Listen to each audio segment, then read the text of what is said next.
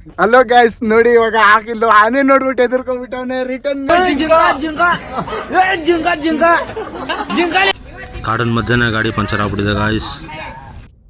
ಮಧ್ಯಾಹ್ನ 1:30ಕ್ಕೆ ವೆದರ್ ನೋಡಿ ಗಾಯ್ಸ್ ಹೆಂಗಿದೆ ಅಂತ, ಮಸ್ತ್ ಆಗಿದೆ ಅನ್ಕೊಳ್ಳಿ.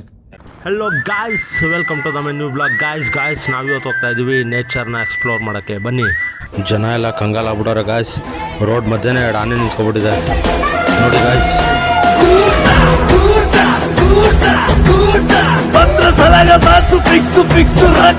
40 ನಿಮಿಷ ಇಂದ ವೇಟ್ ಮಾಡ್ತಾ ಇದೀವಿ ಗಾಯ್ಸ್. ಆನೆ ಅಂತೂ ಹೋಗ್ತಾ ಇಲ್ಲ, ಅದಕ್ಕೆಲ್ಲ ರಿವರ್ಸ್ ಹೋಗ್ತಾ ಇದೀವಿ ಗಾಯ್ಸ್. ಈಗ ಜೋರು ಮಳೆ ಎಲ್ಲ ನಂಗೀಗ ಯಾಕೋ ಮಧ್ಯ ರೋಡಲ್ಲಿ ಪಂಚರ್ ಆಗ್ಬಿಟ್ಟಿದೆ ಗಾಯ್ಸ್.